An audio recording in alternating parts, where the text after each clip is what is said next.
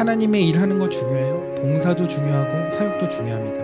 그러나 가장 중요한 것은 하나님이 우리에게 주신 가장 큰 계명, 하나님을 내 목숨과 같이 사랑하고 내 이웃을 내 몸과 같이 사랑하라는 것. 그 작은 계명 하나부터 지키는 것이 우리의 선교의, 우리의 전도의 첫 걸음이라는 것입니다. 밥이 좀 서리금은 어때요? 화장실이 교회 하나면 어때요? 일을 좀 못하면 어때요? 그것은 하나님의 나라와 공동체를 이뤄가는 것과는 아무 상관없습니다.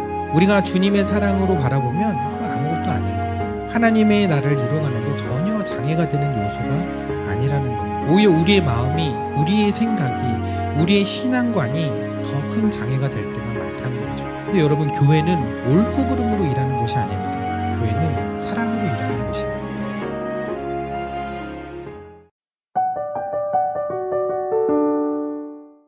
오늘은 돈과 관련된 마지막 말씀을 이제 나누려고 하는데요. 오늘 말씀은 보통 불의한 청직이라는 제목으로 알려진 비유의 말씀입니다. 이 비유는 누가복음에만 나오는 말씀으로 예수님의 비유의 말씀 중에서 가장 난해하고 어려운 비유 중에 하나입니다. 전체적인 주제가 어려운 것은 아닌데 그 세세한 그 각 구절이 의미하는 부분들을 이해하려다 보니까 그게 쉽지 않은 부분들이 있고 난제로 남아있는 부분들이 있기 때문인 것 같습니다. 어쨌든 예수님께서 비유를 말씀하시는 것은 하나님의 나라를 이야기하시는 것이고, 하나님의 나라는 이런 것이다, 하나님의 나라를 사는 사람들은 이렇게 사는 것이다. 특히 재물을 통하여, 물질을 통하여 그런 비유의 말씀들을 참 많이 하셨죠. 오늘도 마지막 말씀처럼 하나님과 재물을 겸하여 섬길 수 없고 오직 한 분 하나님만 마음에 두고 살아가는 것, 그것이 하나님 나라의 백성으로서의 본분이고 그렇게 살아가야 함을 이야기하고 있습니다. 그런데 저는 이 말씀에서 그런 방향과 좀 다른 방향의 포커스를 두고 오늘 말씀을 좀 해석을 좀 하려고 합니다. 그래서 오늘 말씀이 조금 어려울 수 있는데 여러분들의 수준을 그래도 제가 믿고 그 마음과 귀를 여시고 오늘 저와 여러분들을 향한 그 하나님께서 들려주시는 그 음성이 어떤 것인지를 또 기대하는 마음으로 들어보시면 좋을 것 같습니다. 오늘 어쨌든 청지기에 관한 말씀이니까 청지기에 관한 영상을 잠시 보고 와서 말씀을 나누도록 하겠습니다. 현대에 잘 사용되지 않는 청지기는 특정한 사회적 이치의 사람들을 일컫는 말이었습니다. 조선시대 양반집에서 잡일을 맡아보거나 시중을 들던 사람을 부르던 청직에서 파생되었죠. 성경 속 청지기의 헬라어 원어인 오이코노모스는 특정한 직업을 지칭했는데요. 대저택에서 재산관리인이나 회계 책임자 등 특별한 분야의 우두머리를 뜻하던 단어였죠. 청지기는 주인의 뜻을 따라 주인을 대신해 재산과 사람을 맡은 책임을 가지고 있었던 사람입니다. 당시 청지기는 가정 내 사적인 일까지 대신 처리해 줄 정도로 주인과 가까운 사이였는데요. 가정의 일원이거나 주인과 동등한 사회적 지위를 가진 친구, 아무리 신분을 낮게 잡더라도 주인의 집에서 태어나 자란 믿을 만한 종으로 가족과 같았을 겁니다.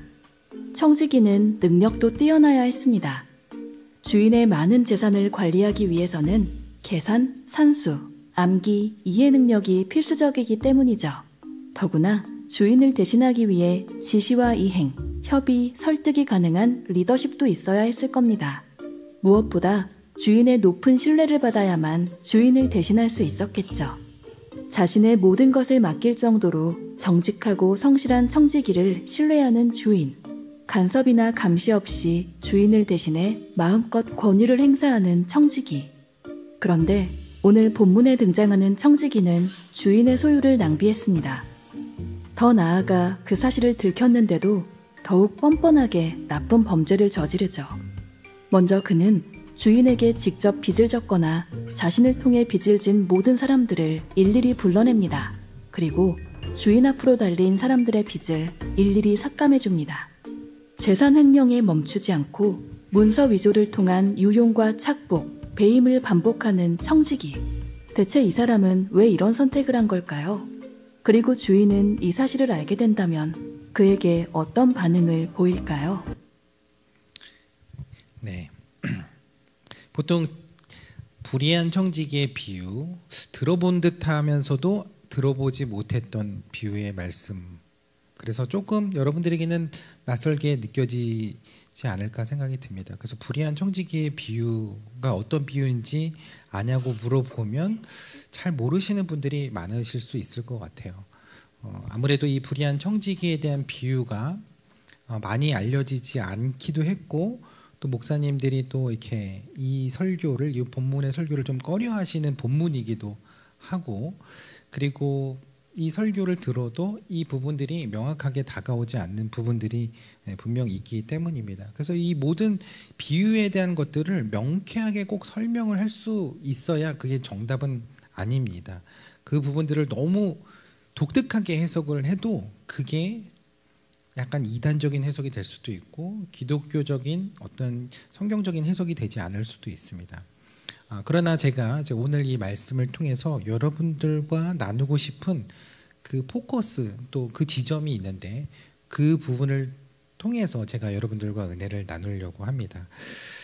제목에서처럼 이 비유에 나오는 이 청지기는 불의한 청지기, 옳지 않은 청지기였습니다.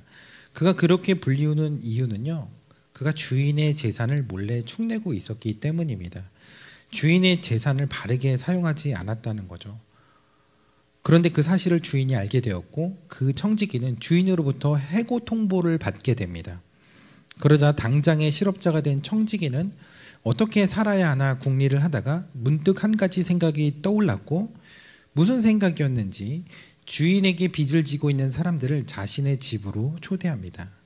그리고 그들의 빈 문서들을 수정해 주기 시작해요. 그럼 그런 생각이 들죠.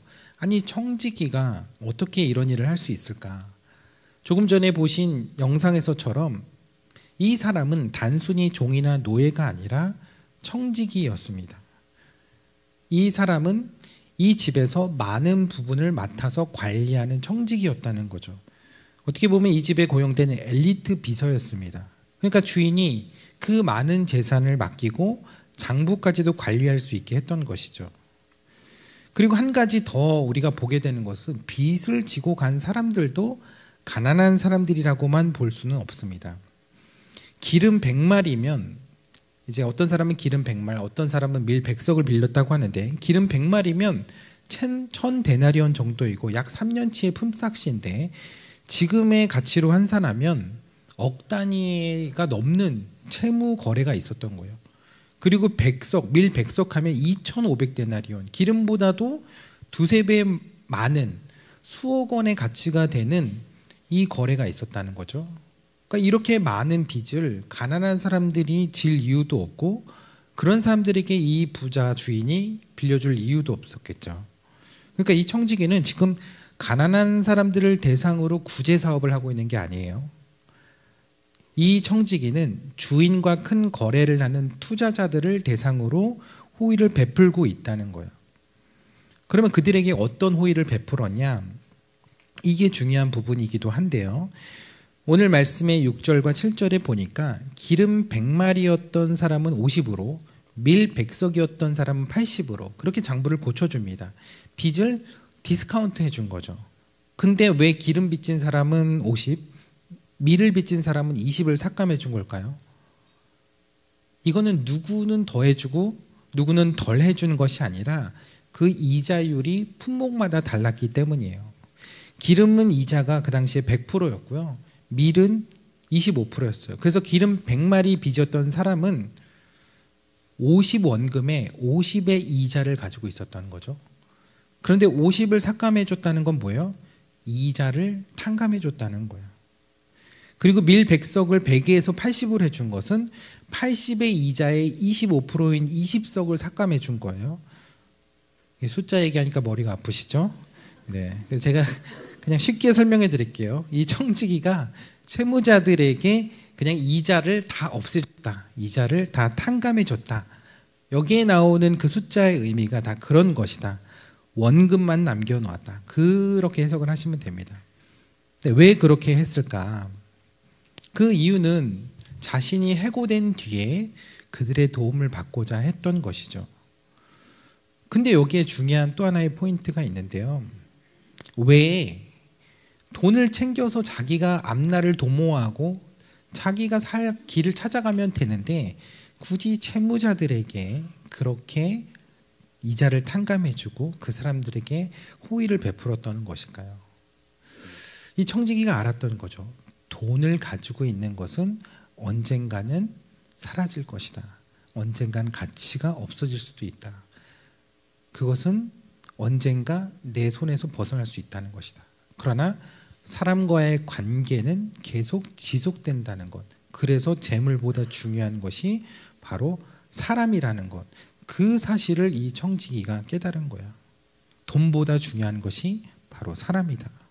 그래서 자기가 마지막으로 할 수 있는 권한을 최대한 사용해서 사람들의 인심을 얻은 거예요. 주인이 청지기를 지혜 있다 칭찬한 부분이 바로 여기에 있는 것입니다. 청지기는 분명 불의를 저질렀거든요. 그것도 2번이나 불의를 행합니다. 첫째는 자신에게 맡겨진 중책을 이용하여 주인의 돈을 허비한 것이고, 2번째는 자신의 직분을 빼앗긴 후에도 주인의 자산을 마음대로 처리했다는 거예요. 이거 오늘날로 따지면 배임 횡령에 해당하는 그런 죄인 것이죠. 그러니까 법적으로 처벌을 받아 마땅한 그런 청지기의 불의한 행동이었다는 거죠.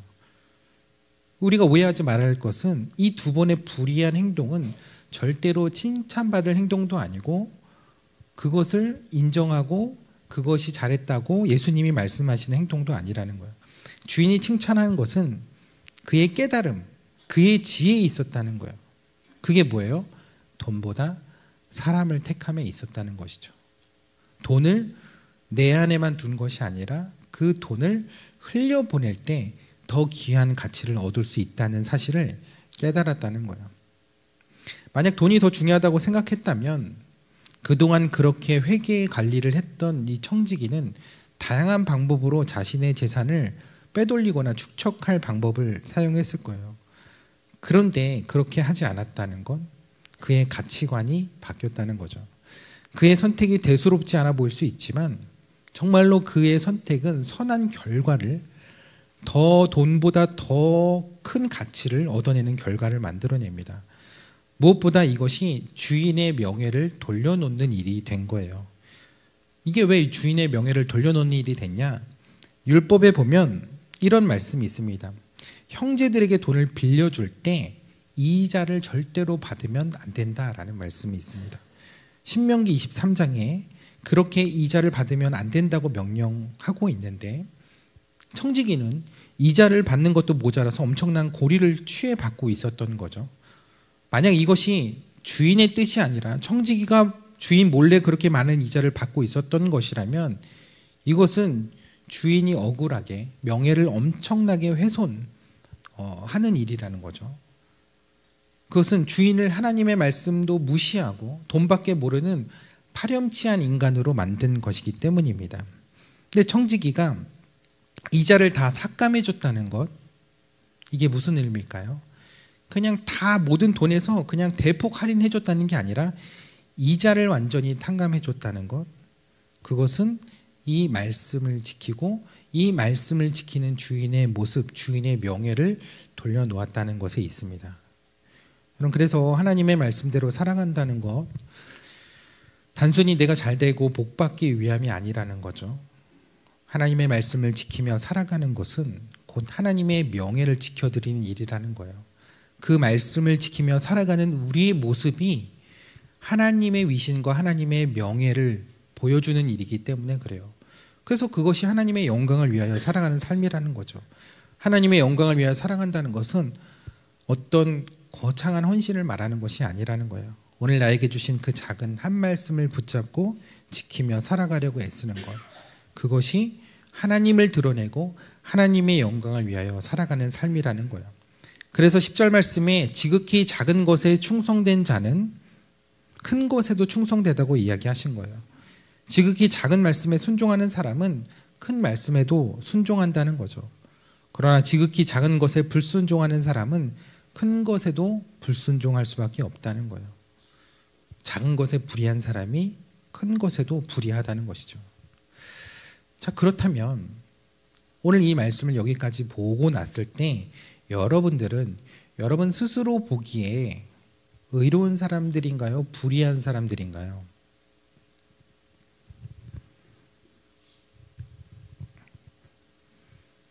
마음은 불의라고 얘기하지만 입으로는 의롭다고 얘기하시고 싶으시죠? 여기서 우리가 반드시 짚고 넘어가야 하는 것이 있는데, 예수님의 이 비유의 말씀이 누구를 향해, 어떤 대상을 향해 전해지고 있는 말씀이냐는 거예요. 오늘 말씀을 잘 보면 그런 단서들을 찾을 수 있는데요. 첫 번째는 1절에 예수님께서 제자들에게 말씀하고 계시다는 것을 알 수 있습니다. 제자들에게 이르시되. 그래서 1차적인 청중이 예수님이 말씀하고 계신 그 현장에 있던 제자들이라는 것, 그것은 의심할 여지가 없어요. 근데 중요한 건 2차 청중이거든요. 2차 청중은 이것을 기록한 누가가 염두하고 있는 청중이라는 거예요. 누구를 염두에 뒀는지를 알 수 있게 해주는 중요한 단서가 8절에 나오는데요. 8절에 보니까 독특한 표현이 나와요. 그것은 2세대의 아들들이란 표현과 빛의 아들들이란 표현입니다. 여기서 2세대의 아들은 누구고 빛의 아들은 누구일까요? 예수님 당시에 빛의 아들들이라는 표현을 들었을 때 당시 사람들이 딱 떠오르는 부류가 있습니다. 그 사람들은 바로 에세네 종파의 사람들이었습니다. 왜냐하면 이 사람들은 늘 자신들을 빛의 아들들이라 칭했고, 자신들과 함께 공동체 생활을 하지 않는 그 사람들은 어둠의 자식들, 어둠의 아들들이라고 늘 불러왔기 때문입니다. 그 자신들이 늘상 부르는 별칭과도 같은 그 이름을 사용을 하니까 빛의 아들들, 에세네파 사람들인데 라고 그렇게 생각을 했다는 거죠.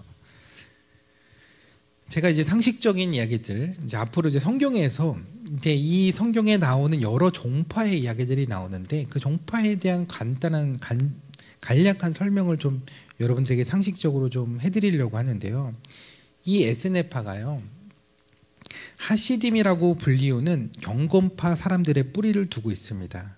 그러니까 예수님 오시기 전에 BC 주전 시대에는 헬레니즘 문화가 세계를 장악하던 시대였어요. 그러면서 여러 왕국들이 헬레니즘 문화 속에서 그 지역을 장악을 했는데요. 그 헬레니즘 문화가 이스라엘과 유대 문화 속에도 깊이 들어오면서 유대 종교가 너무나 변질이 많이 되는 거예요. 심지어 예루살렘 성전 안에도 우상과 신상들이 너무나 가득 차 있었어요. 근데 그런 유대 종교가 변질되는 것에 환멸을 느껴서 광야로 나간 사람들이 있었는데, 그 사람들이 경건한 사람들이라는 뜻의 하시딤이라는 사람들이었습니다. 근데 유다 마카비라는 지도자를 통해서 혁명이 일어나요. 그래서 우상으로 더럽혀졌던 예루살렘 성전이 회복되고 정화되면서 종교에 대한 자기들의 종교권이 회복이 되게 됩니다. 이게 굉장히 이스라엘 역사에서 굉장히 중요한 사건인데, 그래서 그 성전이 회복되었다 하여 그날을 기념해서 그 이후부터 그날을 수전절로 지키게 됩니다. 성경에는 요한복음에서만 살짝 언급돼서 지나가는데요. 이게 구약의 절기는 아니고 그냥 이스라엘 역사 속에서 지켜지는 절기인데, 지금도 그래서 수전절을 이제 유대인들은 지키고 있죠. 마카비 혁명으로 성전을 회복한 날이다 해서 지키는 유대인의 절기입니다.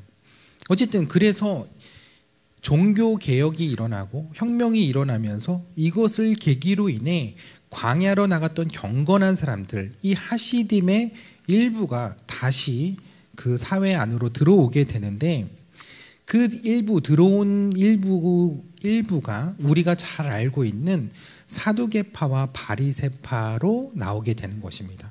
그래서 유대인 왕조와 그 정권에 편승해서 제사장직을 맡게 된 사람들이 의로운 사람들이란 뜻의 사두개파가 되고요. 그것에 반하여 종교와 정치는 분리돼야 된다, 그렇게 주장했던 사람들, 그 사람들이 분리된 사람들이라는 뜻의 바리새파가 되는 것입니다. 이건 상식적으로 이렇게 아시면 될 것 같아요. 근데 여전히 광야에서 돌아오지 않고 그곳에 남아 경건 생활을 했던 사람들, 그 남아있는 하시딤들이 있었는데요. 후에 그 하시딤을 헬라어로 번역을 하니까 에세노이, 번역을 하게 돼서 그들이 바로 에세네파가 된 것입니다. 그래서 예수님 당시에는 이렇게 세 개의 대표적인 종파가 있었다. 사두개파, 바리새파, 에세네파가 있었다라는 것을 아시면 되는데요. 에세네파의 영향을 받은 대표적인 사람이 바로 세례 요한입니다. 세례 요한에게서 에세네파의 여러 특징이 발견이 되었는데요. 세례 요한이 정말 에세네파였냐라는 것에는 학자들의 의견이 좀 분분하긴 하지만 굉장히 여러 특징들이 발견이 됩니다. 금욕을 하며 광야 생활을 했다는 점, 종말론적 메시지를 선포했다는 점, 하나님의 나라가 가까웠으니 회개하라고 그렇게 메시지를 선포했다는 점, 또 물로 하는 정결 예식, 세례 의식을 거행했다는 것, 이것이 에세네파의 어떤 특징들과 닮아 있다는 것이죠. 그래서 요한복음, 요한의 공동체 안에서 그 신학과 사상이 담겨져 있는 그 요한복음에 보면 그 빛과 어둠을 대조시키는 장면들이 나옵니다. 이건 복음서에 나오지 않는 표현들이고, 그래서 에세네파의 영향을 받은 것인데, 여기에 보면 빛의 아들이라는 그런 표현이 나오죠. 에세네파 사람들은 자신들을 빛의 아들들이라고 불렀는데, 여기서도 그 용어가 사용되는 것을 봤을 때 세례 요한도 그 에세네파의 영향을 받았을 것이다 라고 생각을 하는 것이죠. 에세네파 사람들이 자신을 빛의 아들들이라고 부른 이유는요, 자신들이야말로 하나님의 말씀의 빛 아래 거하는 사람들이고, 그 하나님의 빛 아래에서 그 말씀을 온전히 지키고 경건하고 의롭게 살아가는 사람들이라고 생각했기 때문이라는 거예요. 그러니까 그 말씀에서 벗어난 사람들, 그 말씀의 빛이 비춰지지 않는 삶을 사는 사람들, 전부 다 어둠의 자식들이라고 하는 거예요. 이건요, 이방인만을 얘기하는 게 아니에요. 자신의 공동체의 테두리 바깥에 있는 사람들, 유대인들도 예외가 아닌 거예요. 사두개파든 바리새파든 다 거기서 벗어난 사람들은 다 어둠의 자식들인 거예요. 그들은 마지막 때에 메시아가 오면 큰 전쟁이 일어나서 어둠의 자식들은 다 멸망당하고 자신들만 구원받는다고 그렇게 믿고 있었습니다. 그래서 이 사람들은요, 광야로 나가서 따로 공동체 생활을 하면서 개인 재산이 아닌 공동 재산으로 그렇게 관리를 했습니다. 그리고 세상 사람들과의 관계를 일체 끊고 어둠의 자식들을 원수로 여기며 미워하도록 가르쳤습니다. 그래서 공동체 바깥의 사람들과는 상종을 하지 않았던 거죠. 거래도 하지 않았고 물건도 사고 팔지 않았습니다. 그러면 오늘 본문으로 다시 돌아와서 오늘 예수님의 비유를 듣던 청중들은 빛의 아들들이라고 했을 때 누구를 떠올렸다고요? 에세네파 사람들을 떠올렸다는 거예요. 그런데 예수님이 오늘 말씀에서 빛의 아들들을 칭찬하신 것이 아니라 이 세대의 아들들이 더 지혜롭다고 하시며 칭찬하신 거예요. 어쩌면 이 말씀을 에세네파 사람들이 들었다면 굉장히 충격도 받았을 거고 화도 났을 거예요. 왜냐하면 이것은 이 세대의 아들들을 칭찬하려는 목적이 아닌 거죠. 그들과 비교하면서 어떻게 보면 불의한 청지기를 어떻게 보면 얼마든지 정죄하고 그 사람들의 잘못을 한심하게 여길 수 있는 의로운 사람들의 입장에서는 그 사람들보다 너희가 더 못한 사람들이다 라고 얘기할 때 얼마나 큰 모욕감을 느끼겠어요. 그러니까 예수님의 충격요법은 좀 그런 거예요. 이렇게 불의한 사람이 있었고 이렇게 못된 사람이 있었는데 이 사람들이 너희들보다 낫다. 이 사람이 너희보다 지혜롭다. 결국 이건 누구를 비판하고 나무라는 거예요? 빛의 아들들. 빛의 아들들이라고 하면서 하나님의 뜻대로 하나님의 말씀대로 그 물질을 거부하고 사람과의 관계를 거부하면서 살아가는 너희들이 진짜 지혜로운 사람들이냐? 너희들은 어리석은 사람들이야. 너희들보다 이 세대의 아들들이 더 지혜로워 라고 이야기하고 있다는 거죠. 그러면서 예수님이 정말 이해하기 어려운 말씀을 하시죠. 이게 이 비유의 가장 큰 걸림돌이며 장벽이라고 얘기하는데 불의한 재물로 친구를 사귀라고 하시는 거예요. 근데 우리가 오해하지 말아야 될 것은 여기서 불의한 재물은 부정한 방법으로 모은 재산을 이야기하는 게 아니에요. 여기서 불의한 재물은 이 에세네파 사람들이 불의하다고 여기는 재물을 말하는 거예요. 그러니까 자신의 테두리 안에, 자신의 공동체 안에 있지 않은 그 바깥의 재물들을 불의하다고 여기는 것입니다. 그러니까 그 불의한 재물, 그것을 이용해서 친구를 사귀고 사람과의 관계를 회복하고 물질이 아니라 그 사람을 통한 그 하나님의 뜻과 계획을 보라는 예수님의 말씀인 거죠. 그래서 오늘 비유에 나오는 청지기는 그들이 보기에 불의한 사람이었고 불의한 재물을 가지고 친구를 사귀는 사람이었는데, 그러나 그 불의한 청지기조차 재물이 아닌 사람이 중요하다는 것을 깨달았고 그것을 통해 주인의 명예를 회복하는 일을 했다는 것입니다. 세상 사람들도 그 가치를 알고 그렇게 재물을 사용하는데, 의롭다고 하는 사람이, 하나님의 아들, 빛의 아들이라고 하는 사람들이 그 하나님의 명예를 위하여, 하나님의 영광을 위하여 너희들의 물질을 어떻게 사용하고 있느냐라는 그런 질문을 던지고 계신 거죠. 에세네 종파의 사람들은요, 자신 이외의 사람들을 위해 물질을 사용하지 않았습니다. 당연히 그랬겠죠. 어차피 그들은 망할 사람들인데 그들을 위해 쓸 이유가 없었다는 거죠. 그들은 자신들만이 택함받고 다른 모든 사람들은 택함받지 못했다고 믿었기에 그들 위해 사람들과 친구로도 사귀지 않았고 그 어둠의 자식들을 심지어 미워할 것을 맹세하기를 서로 권면하고 강요했다는 거죠. 그런데 예수님의 가르침은 전혀 달랐습니다. 예수님은 모든 사람에게 구원의 문이 열려 있고, 오늘 비유 앞뒤에 나오는 비유를 통해 봐서 알듯이, 제가 예전에 했던 잃은 양 한 마리의 비유, 드라크마의 비유, 탕자의 비유가 바로 앞에 나옵니다. 근데 그 비유가 누구를 향해 하신 비유예요?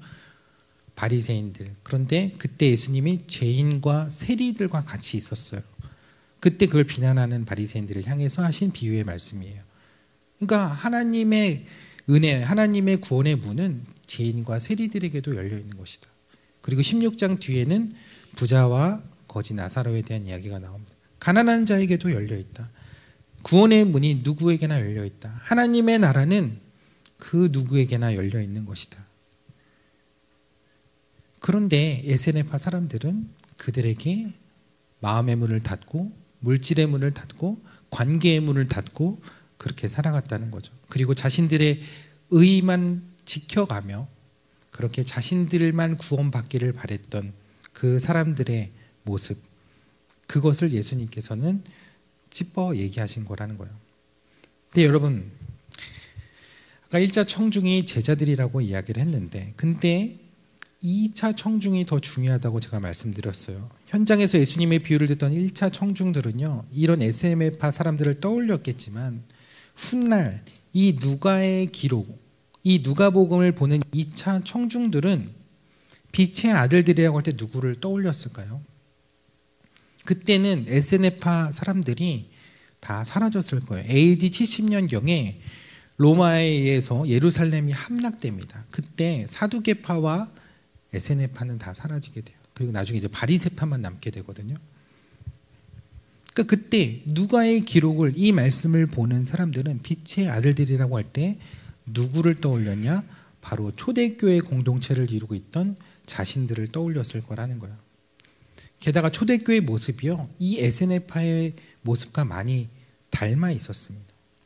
바울이 보낸 서신들에 보면요, 교인들을 빛의 아들, 빛의 자녀로 표현한 걸 종종 볼 수 있습니다. 그리고 이 사람들은 공동 재산을 가지고 그렇게 서로 나누고 통용하고 필요에 따라서 도왔다고 얘기를 하고 있습니다. 누가는 왜 이 청지기, 불의한 청지기의 비유, 많은 사람들의 논란을 불러일으키기도 하고 예수님에 대한 오해를 불러일으킬 수 있는 이 청지기의 비유를 이 복음서에 굳이 넣게 되었던 걸까요? 그것은 하나님의 우리를 향하신 구원의 뜻이, 그 구원의 문이 유대인에게만 혹은 어떤 특정 공동체에만 있는 것이 아니라 우리 모두에게 열려 있다는 것을 이야기하고 싶었던 것이 아닐까라는 생각을 합니다. 여러분, 누가복음이 1편이고 누가복음 2편이 뭔지 아세요? 사도행전이죠. 사도행전 누가가 기록한 것입니다. 누가복음 2편, 후편이 바로 사도행전입니다. 근데 그 사도행전을 보면 누가의 의도와 누가가 가지고 있는 신앙의 개념들을 우리가 더 이해하기가 쉽습니다. 사도행전 9장을 보면요. 그때까지만 해도 초대교회는 유대 공동체만을 생각했어요. 유대 공동체 안에만 구원이 있다고 믿었던 거예요. 그래서 전도와 선교를 유대인들을 대상으로만 했던 것입니다. 그래서 제물도 유대인들, 자신의 동족들, 자신의 형제들을 위해서만 썼다는 거죠.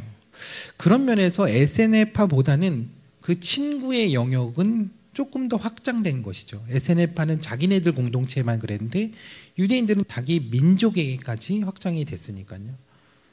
그러나 하나님이 친구를 사귀기를 기대하시는 영역은 그보다 훨씬 더 넓은 영역이었다는 거죠. 그래서 사도행전 10장에 보면요. 하나님이 베드로에게 환상을 보여주세요. 하늘에서 큰 보자기가 내려오는데 거기에 여러 동물들이 있는 거예요. 그때 어떤 소리가 하늘로부터 들립니다. 이 동물들을 잡아먹어라.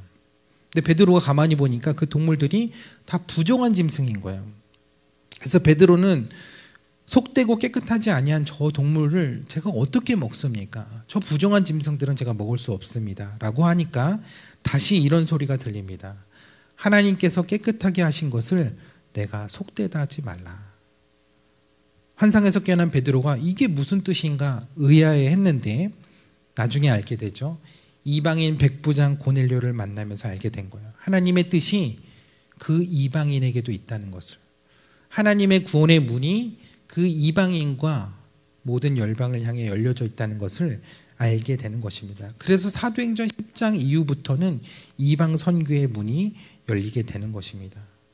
그래서 하나님의 관심은 이방인들에게도 있고 아니 모든 사람들에게 있으며 자신들이 그렇게 불의하다고 여겼던 이방인들에게조차 하나님의 관심이 있구나.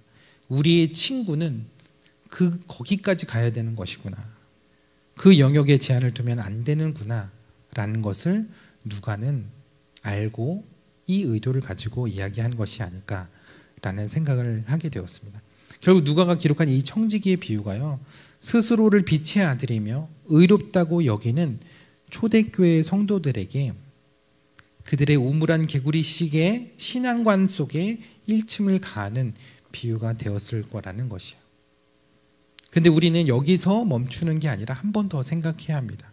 왜냐하면 이 비유에는 세 번째 청중이 있기 때문입니다.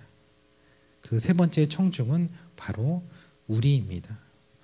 오늘날 교회 안에도 에세네파와 그리고 초대교회 성도들 같이 닫혀있는 마음으로 신앙생활하는 교인들이 있다는 거예요. 내가 아는 사람들끼리, 내가 친한 사람들끼리, 나와 맞는 사람들끼리 그렇게 어울리려 하고 그렇게만 내가 신앙생활을 하려고 하는 사람, 그리고 나와 맞지 않는 사람들, 내 신앙의 기준과 틀과 울타리에서 벗어난 사람들은 다 불의한 사람들, 신앙생활을 잘못하는 사람들로 여기면서 그런 고정관념과 선입견에 매여 신앙생활을 하는 사람들이 있다는 거죠. 그래서 스스로 빛의 아들들이다 칭하는 것, 그 사람들이 오히려 조심해야 되는 겁니다.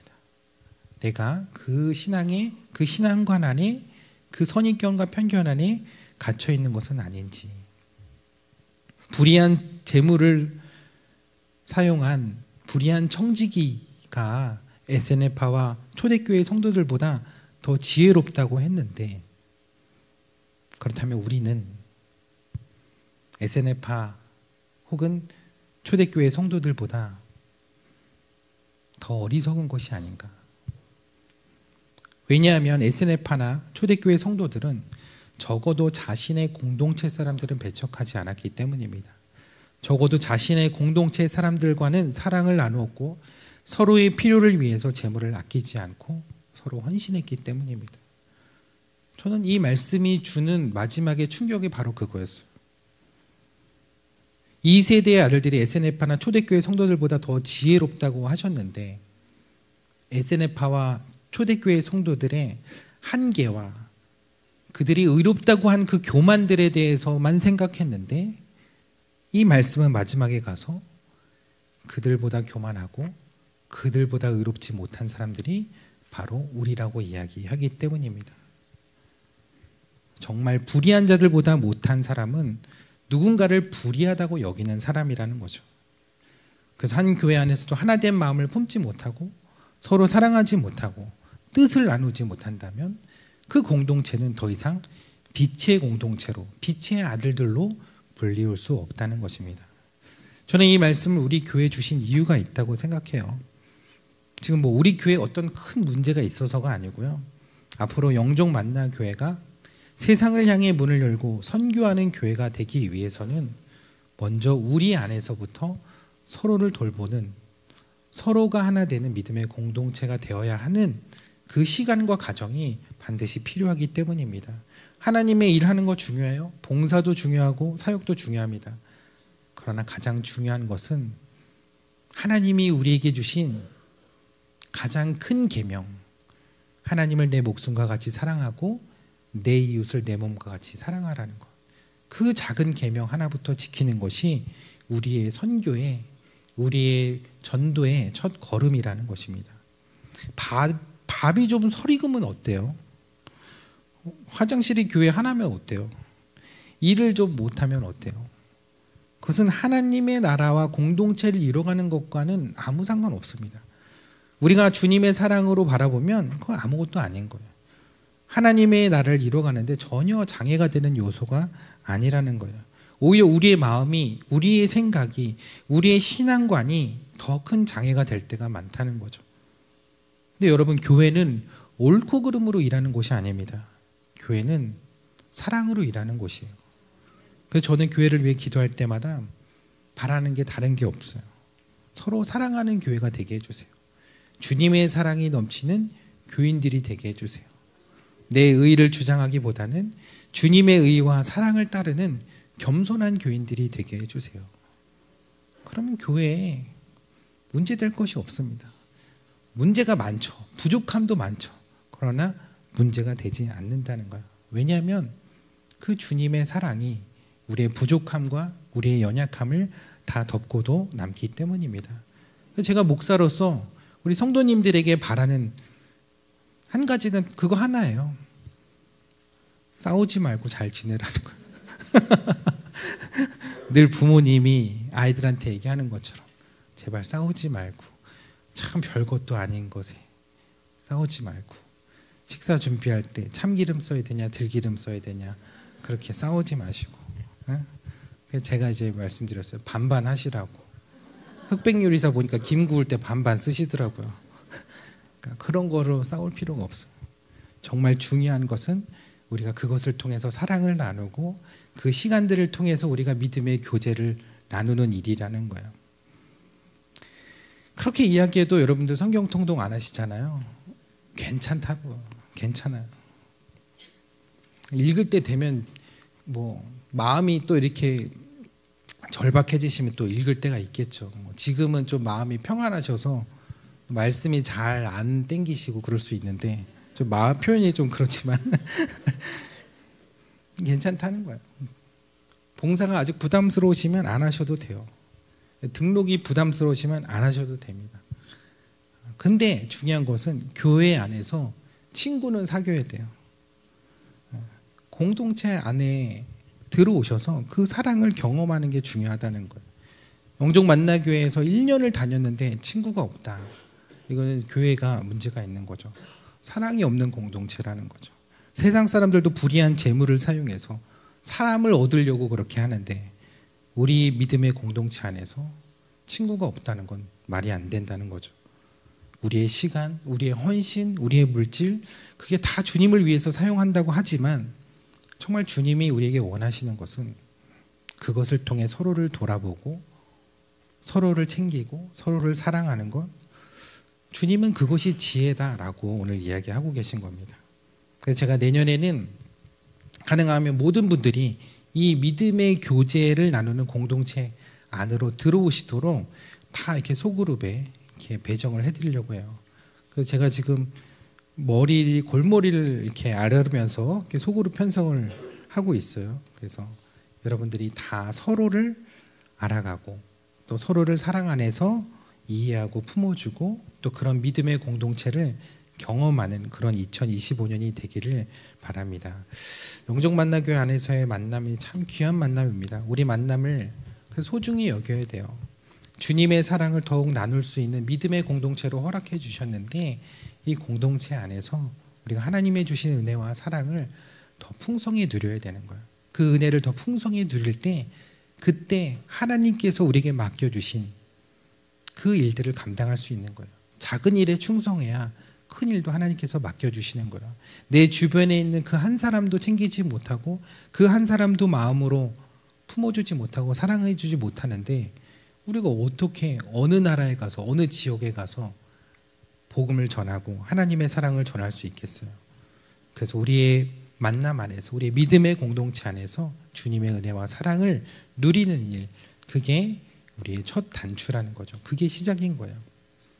그게 끝이 아니라 그것이 우리의 첫 걸음이 된다는 겁니다. 세상을 향하여, 그리고 열방을 향하여 한 걸음씩 우리가 나아가기 위해 우리 안에 믿음의 공동체를 서로 돌아보고, 또 우리를 이곳에서 한 하나님을 바라보고 한 하나님을 섬기게 하신 그 이유와 뜻을 우리가 기억하면서, 또 남은 한 해, 또 새해에는 그런 믿음의 공동체를 함께 꿈꿀 수 있는 우리 영적만나의 모든 식구들이 되시기를 주님의 이름으로 축원합니다. 하나님께서 우리를 향하여 기대하시는 바가 있습니다. 우리의 연약함도 아시고 우리의 부족함도 아시지만, 그러기에 우리를 이곳으로 모이게 하시고 이곳에서 만나게 하여 주시고, 서로를 보듬으며 서로를 중보하며 또 서로를 위해 기도함으로 우리가 그 믿음으로 믿음의 가족을 이루고 믿음의 가정을 이룰 수 있도록 이곳에 모이게 하신 줄 믿습니다. 하나님의 기대가 우리 그 믿음의 공동체에 있습니다. 하나님의 마음이 사랑으로 모인, 사랑으로 하나 된 이곳에 있는 줄 믿습니다. 우리가 그 주님의 마음을 마음에 담고, 하나님, 내가 품지 못했던 사람이 있다면 그 사람을 주님의 마음으로 품겠습니다. 내가 다가가지 못했던 사람이 있다면 그 사람을 주님의 마음으로 먼저 다가가겠습니다. 힘들고 어려운 사람이 있다면 그 사람을 찾아가 내 손을 내밀겠습니다. 주님의 마음으로, 주님의 사랑으로 이 공동체 위에 주님이 나타나는, 주님의 영광이 드러나는 복된 공동체가 되게 하여 주옵소서. 이 시간 주여 한번 부르짖고 이 교회를 위하여, 우리 여러분 자신을 위하여 함께 기도하도록 하겠습니다. 주여!